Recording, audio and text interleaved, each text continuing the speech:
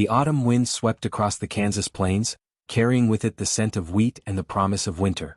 In the heart of Dodge City, the one-room schoolhouse stood like a beacon of learning amidst the dusty streets and weathered buildings. Inside, Margaret Rose O'Sullivan stood before her class of 23 children, her voice clear and passionate as she read from Little Women. "I am not afraid of storms, for I am learning how to sail my ship," she quoted, her green eyes sparkling with the same intensity that had captivated her students for the past 15 years. At 41, Maggie possessed a beauty that time had refined rather than diminished. Her auburn hair, streaked with premature silver, was always pulled back in a neat chignon, and her simple but well-tailored dresses spoke of dignity and self-respect.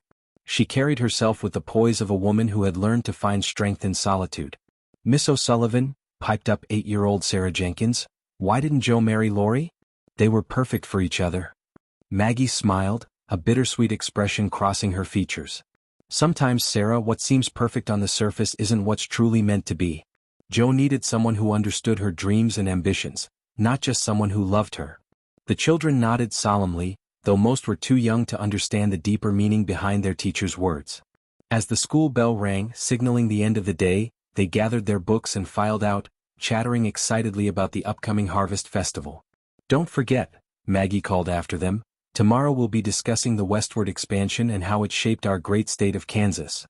As the last child disappeared through the door, Maggie sank into her chair and allowed her composed facade to slip slightly. The silence that followed was both a comfort and a reminder of her isolation. She had grown accustomed to the quiet, but some days it felt heavier than others. The sound of approaching footsteps made her look up. Mrs. Prudence Whitmore, the mayor's wife and self-appointed moral guardian of Dodge City, stood in the doorway with her usual expression of barely concealed disapproval. "Margaret," she said, her voice dripping with false concern, "I wanted to speak with you about the Harvest Festival tomorrow." "Of course, Mrs. Whitmore. How can I help?" "Well, it's about the dance. The committee feels it might be awkward having you there without an escort." Again. Mrs. Whitmore's pale eyes glittered with malicious satisfaction. "Perhaps you'd be more comfortable helping with the children's activities instead?" Maggie felt the familiar sting of humiliation but kept her voice steady. "I appreciate your concern, but I've attended every Harvest Festival for the past 15 years. I see no reason to change that now." "Oh, my dear," Mrs. Whitmore sighed dramatically, "you're 41 years old and still unmarried. After that unfortunate business with your first marriage." She let the words hang in the air like a poison cloud.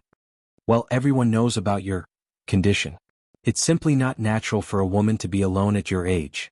The unfortunate business Mrs. Whitmore referred to was Maggie's brief marriage to Robert Caldwell, a traveling salesman who had swept her off her feet when she was 26. For 3 years they had tried desperately to have children, consulting doctor after doctor, only to be told that Maggie would never conceive. Robert had grown distant and resentful, eventually abandoning her for a younger woman who could give him the family he wanted. "My personal life is my own concern, Mrs. Whitmore," Maggie replied, her voice tight with controlled emotion. "Of course, dear. But you must understand how it looks. A barren woman living alone, filling her head with all those books." Mrs. Whitmore shook her head sadly. "The children need a proper example of womanhood, not someone who's failed at the most basic feminine duty." The words hit Maggie like physical blows, but she had learned long ago not to show weakness in front of the town's gossips. "If there's nothing else, Mrs. Whitmore, I have lessons to prepare." After the woman left, Maggie finally allowed herself to feel the full weight of the encounter. She walked to the window and looked out at the bustling main street of Dodge City. People hurried about their business, preparing for the festival, their lives full of purpose and connection.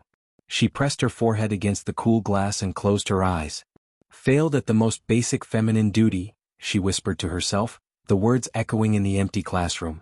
That evening, Maggie sat in her small but comfortable cottage, grading papers by lamplight. The house was neat and orderly, filled with books and the small treasures she had collected over the years. It was a peaceful sanctuary, but tonight it felt more like a prison. A knock at the door interrupted her thoughts. She opened it to find young Timothy Morrison, one of her brightest students, standing on her porch with tears in his eyes. "Miss O'Sullivan," he said, his voice breaking, "Pa says I can't come to school anymore. Says I need to work the farm full-time now that my brother's gone west."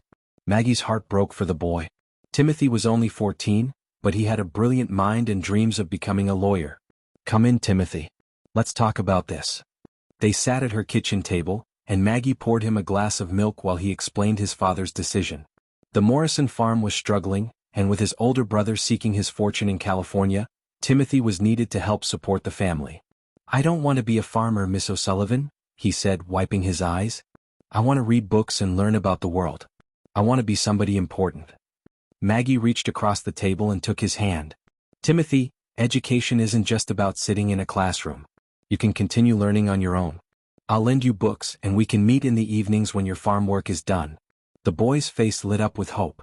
"You'd do that for me?" "Of course I would. Just because your circumstances have changed doesn't mean your dreams have to die."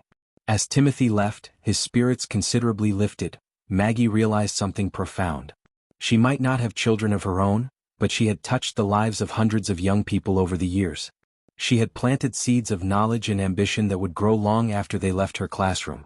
For the first time in weeks, she felt a sense of purpose that had nothing to do with society's expectations of what a woman should be. The next morning dawned crisp and clear, perfect weather for the harvest festival. As Maggie prepared for the day, she made a decision. She would attend the festival with her head held high, regardless of the whispers and stares. She was Margaret Rose O'Sullivan, educator and independent woman, and she would not be ashamed of who she was. Little did she know that this day would change her life forever, and that a stranger from the Colorado mountains was about to show Dodge City what it truly meant to value a woman.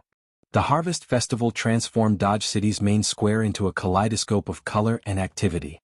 Booths lined the streets selling everything from fresh apple cider to hand-stitched quilts, while the aroma of roasted corn and barbecued beef filled the air.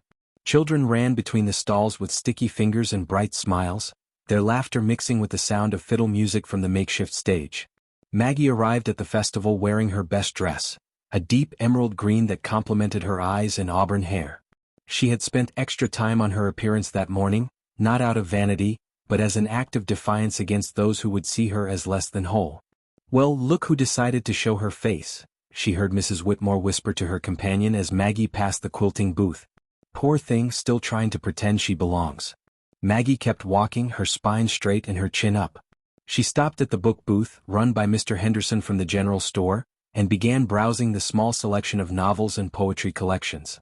"Miss O'Sullivan," called out little Sarah Jenkins, running up with her parents in tow. "Look what I won at the ring toss."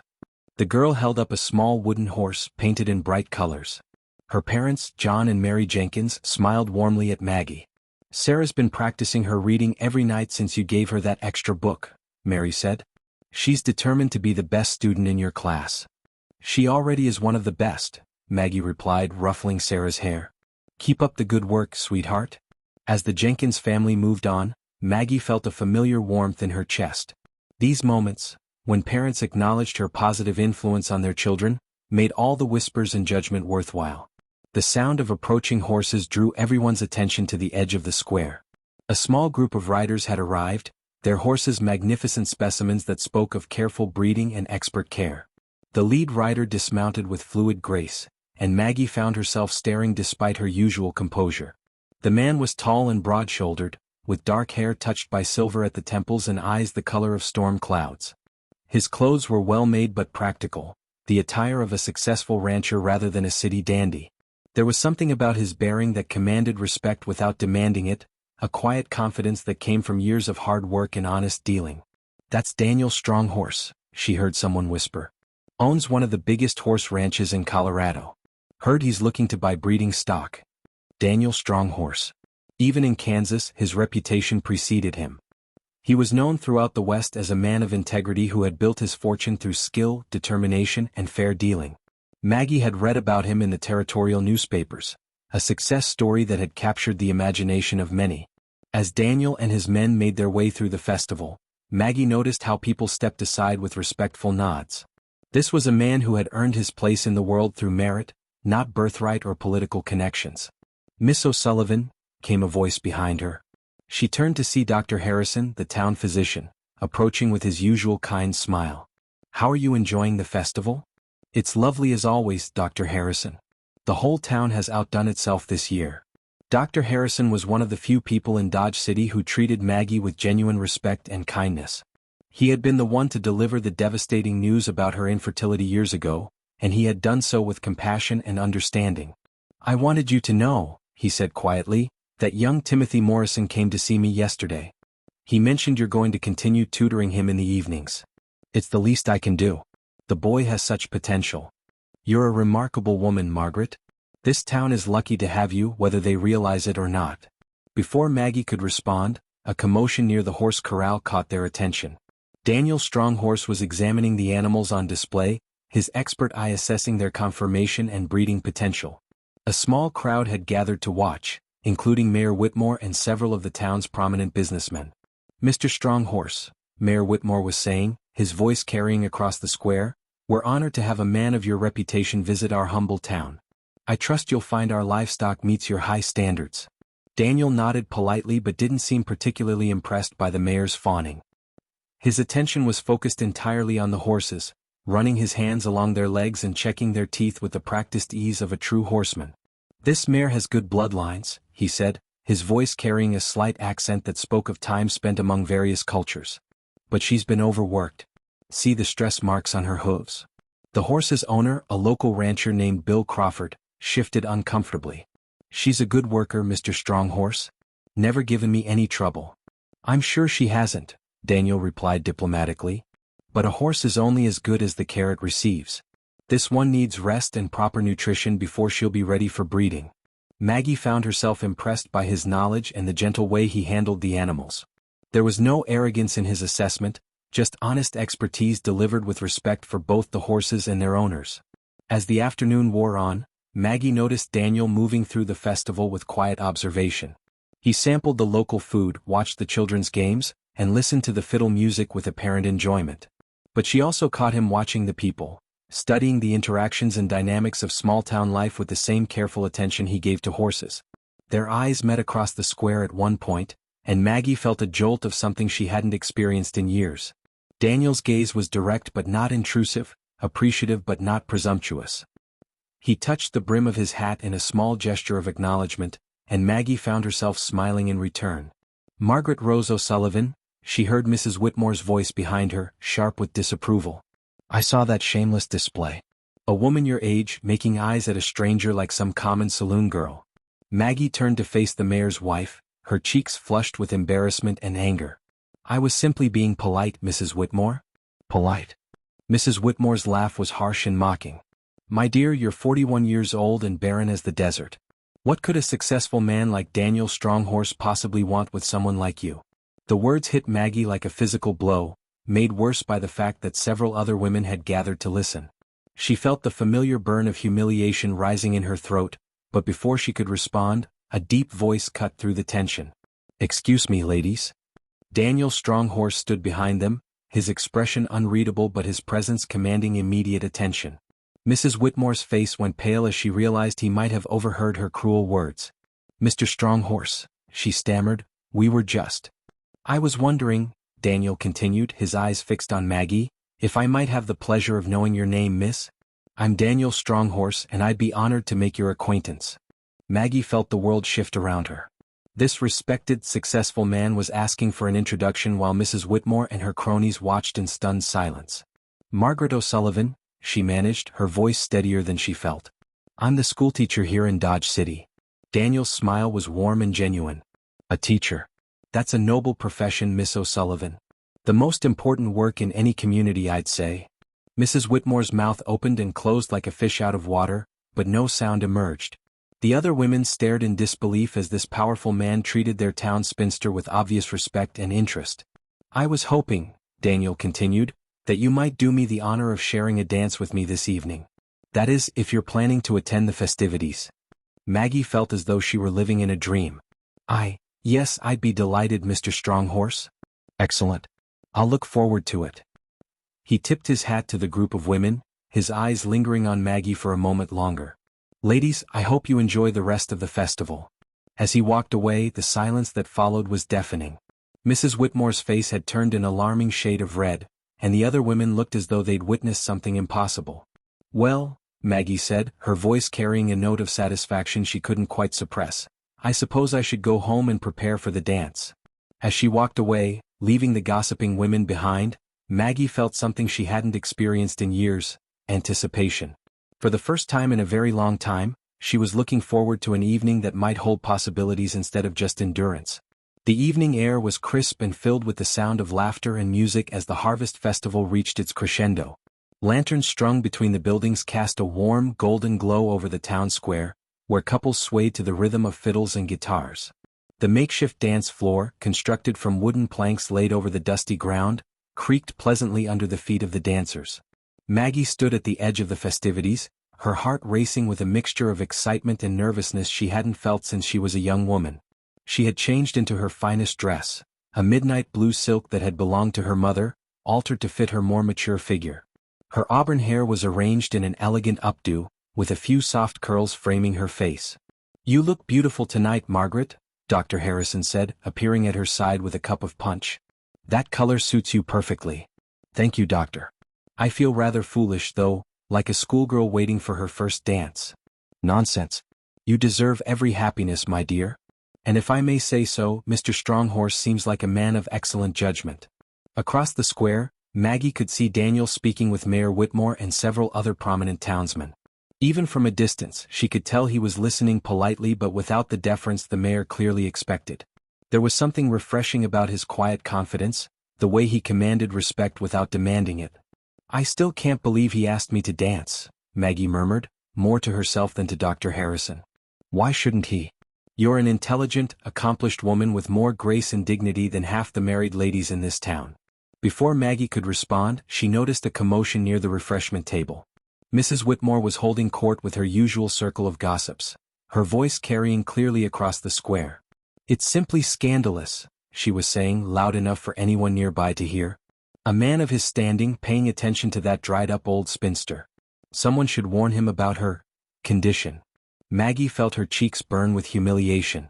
Even on what should have been a magical evening, the town's cruelty followed her like a shadow. "Margaret," Dr. Harrison said firmly, "don't let them poison this moment for you. You have every right to be here and every right to dance with whomever you choose."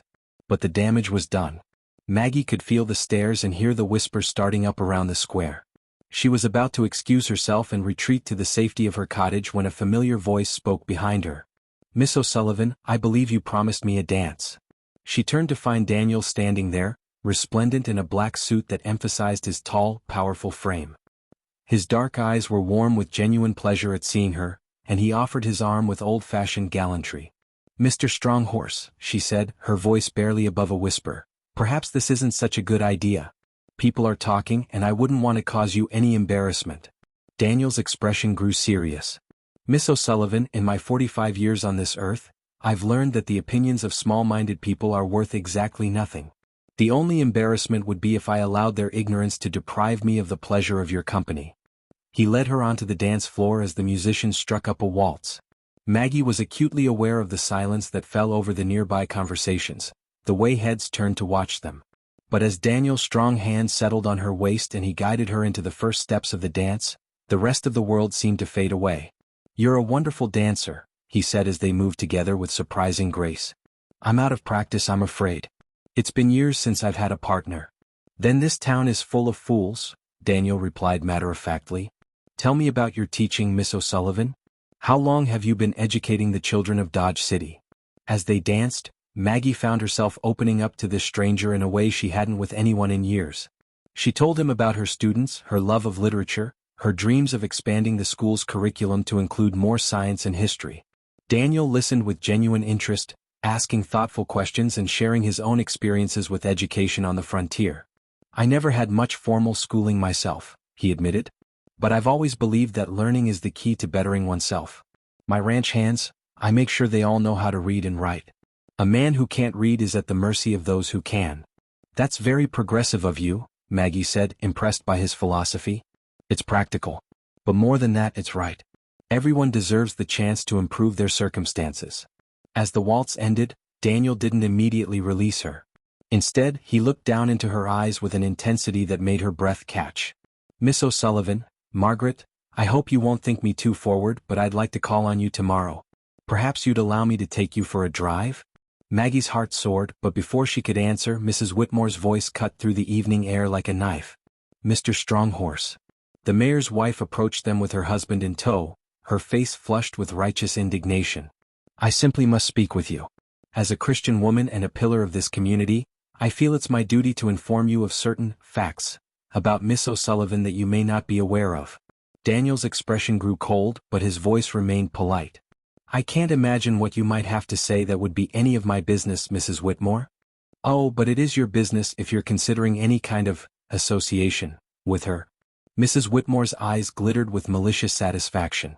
You see, Margaret is damaged goods. She was married once, briefly, but her husband left her because she's barren. Completely unable to bear children.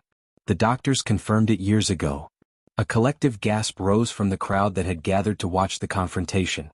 Maggie felt the blood drain from her face, and she wanted nothing more than to disappear into the ground. This was her worst nightmare, her most private shame being broadcast for everyone to hear. Furthermore, Mrs. Whitmore continued, warming to her theme, she's 41 years old and set in her ways.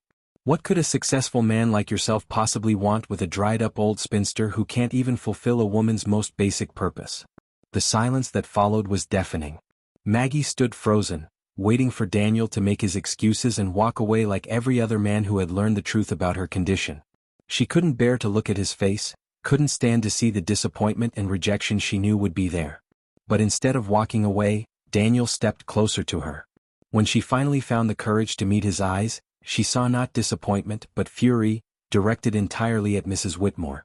"Ma'am," he said, his voice carrying clearly across the silent square, "I've traveled from Colorado to California, from Texas to Montana, and in all my years, I have never encountered such breathtaking ignorance and cruelty."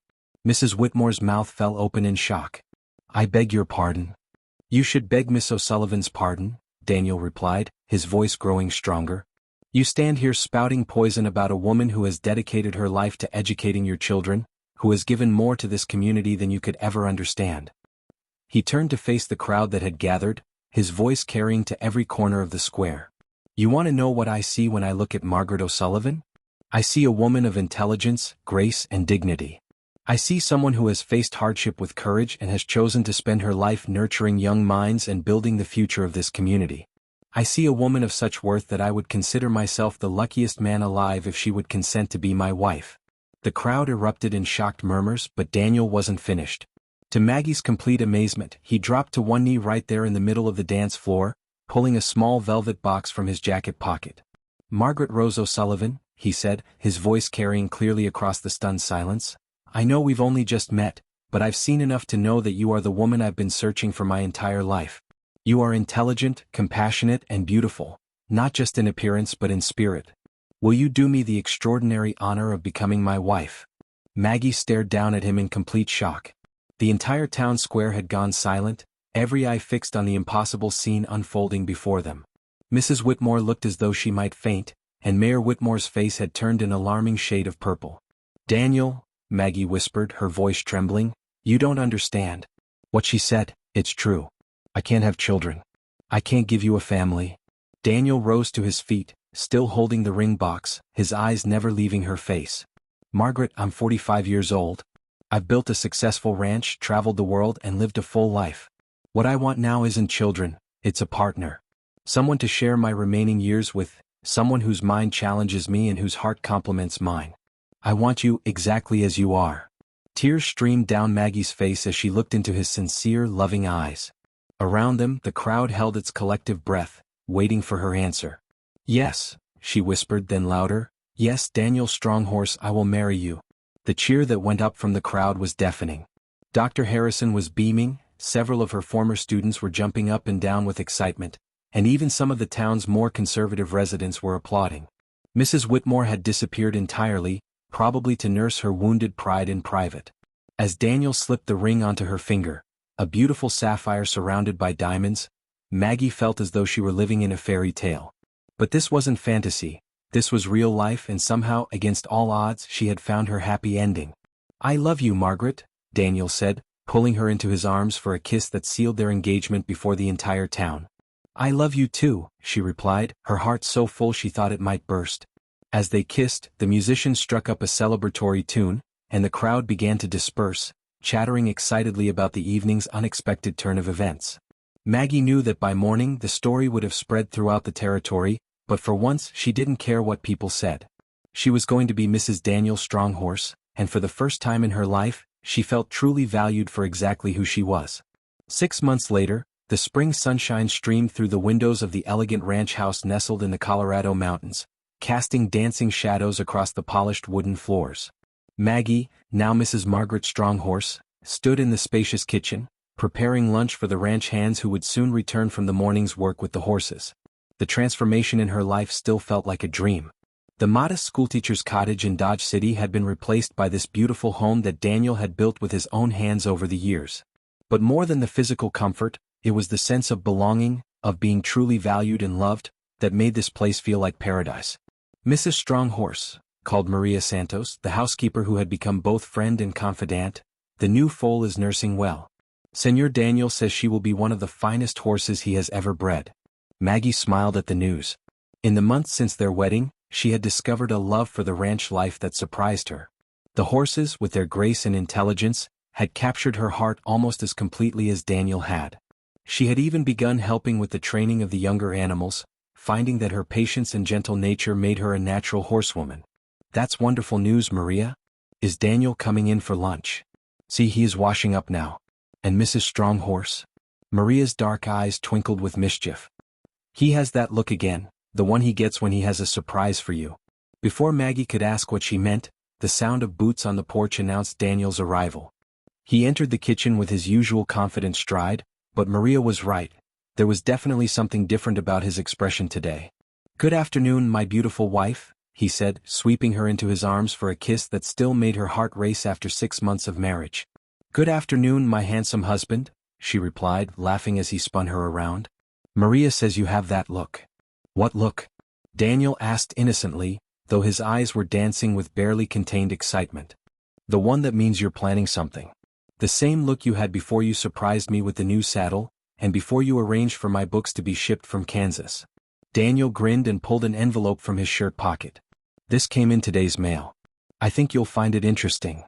Maggie took the envelope, noting the official seal of the Colorado Territorial Government. Inside was a formal letter that made her gasp with surprise. "They want me to establish a school here?" she said, reading the document with growing excitement. "A real school with funding from the Territorial Education Department?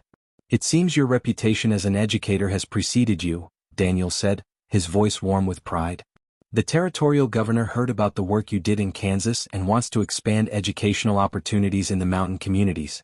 They're offering you a position as the regional education coordinator, with authority to establish schools throughout the area." Maggie sank into a chair, overwhelmed by the magnitude of the opportunity. "Daniel, this is incredible. I could help dozens of children who have never had access to proper education. But it would mean a lot of travel, time away from the ranch. And I would support you completely," Daniel said, kneeling beside her chair. "Margaret, when I married you, I didn't just gain a wife, I gained a partner. Your dreams are my dreams and your success is my success." Tears of joy filled Maggie's eyes as she looked at this remarkable man who had changed her life so completely. "How did I get so lucky?" "We both got lucky," Daniel replied, kissing her hand. "But there's more." He pulled another letter from his pocket, this one bearing the seal of the Dodge City School Board. Maggie opened it with trembling fingers and began to read. "They want to name the new school after me?" she whispered in disbelief. "The Margaret O'Sullivan Stronghorse Academy for Young Scholars? It seems your former students and their parents petitioned the school board. They wanted to honor the teacher who had such a profound impact on their lives." Daniel's voice was thick with emotion. "Timothy Morrison wrote the most beautiful letter about how you saved his dreams when everyone else had given up on him." Maggie was crying openly now, overwhelmed by the recognition from the community that had once dismissed her as worthless. "I can't believe it. After everything that happened. People remember kindness, Margaret. They remember someone who believed in their children when no one else would. Mrs. Whitmore and her cronies may have been the loudest voices, but they were never the majority." A knock at the door interrupted their emotional moment. Daniel went to answer it and returned with a young woman Maggie didn't recognize, a girl of perhaps 19 with intelligent eyes and a determined expression. "Mrs. Stronghorse," the girl said, "my name is Sarah Jenkins. You probably don't remember me, but you were my teacher in Dodge City when I was 8 years old." Maggie's face lit up with recognition. "Sarah, of course I remember you. You won that little wooden horse at the ring toss during the Harvest Festival. But what are you doing here?" I came to thank you, Sarah said, her voice steady despite the emotion in her eyes. And to tell you that I'm starting my first year at the University of Kansas in the fall. I'm going to study to become a teacher, just like you. Sarah, that's wonderful. But how? After you left Dodge City, I kept studying on my own, using the books you had recommended. When I turned 18, I took the university entrance examinations and scored higher than any student from our county ever had. Sarah's smile was radiant. The admissions committee was so impressed that they offered me a full scholarship. Daniel squeezed Maggie's hand as she struggled to find words. Sarah, I'm so proud of you. You've worked so hard. I worked hard because you taught me that I could be anything I wanted to be. You saw potential in a little girl that no one else bothered to notice. Sarah reached into her bag and pulled out a worn copy of Little Women, the same book Maggie had been reading to her class that day so long ago. You gave me this book when I was 10 years old and you wrote something in the front cover. I've read it so many times I have it memorized. Dear Sarah, remember that storms make us stronger, and the bravest hearts learn to sail through any weather. Your teacher and friend, Miss O'Sullivan. Maggie remembered writing those words, remembered the shy little girl who had been so eager to learn. To see her now, confident and accomplished, was more rewarding than any recognition or honor could ever be. I want to be the kind of teacher you were, Sarah continued. I want to help children discover their potential and chase their dreams, no matter what anyone else says about their limitations. As Sarah prepared to leave, she turned back one more time. Mrs. Stronghorse, there's something else you should know. The whole town talks about you differently now. People realize what they lost when you left, and they're ashamed of how some of them treated you. Mrs. Whitmore? Well, she's not quite as influential as she used to be. After Sarah left, Maggie and Daniel sat together on their porch, watching the sun set behind the mountain peaks.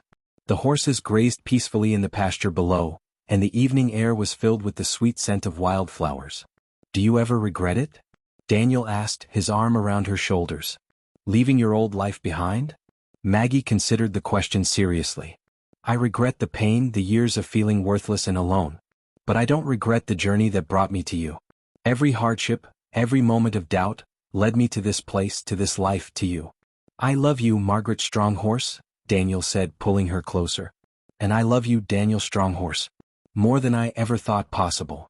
As the stars began to appear in the darkening sky, Maggie reflected on the incredible journey that had brought her from the lonely schoolhouse in Kansas to this moment of perfect contentment. She had learned that a woman's worth wasn't measured by society's narrow definitions, but by the love she gave, the lives she touched, and the courage she showed in the face of adversity. Tomorrow would bring new challenges and new opportunities, the school to establish, the children to teach, the life to build with the man who had seen her true value when no one else could. But tonight, she was simply grateful for the miracle of second chances and the power of love to transform even the most broken hearts. In the distance, a nightingale began to sing, its melody carrying across the mountain valley like a promise of all the beautiful tomorrows yet to come.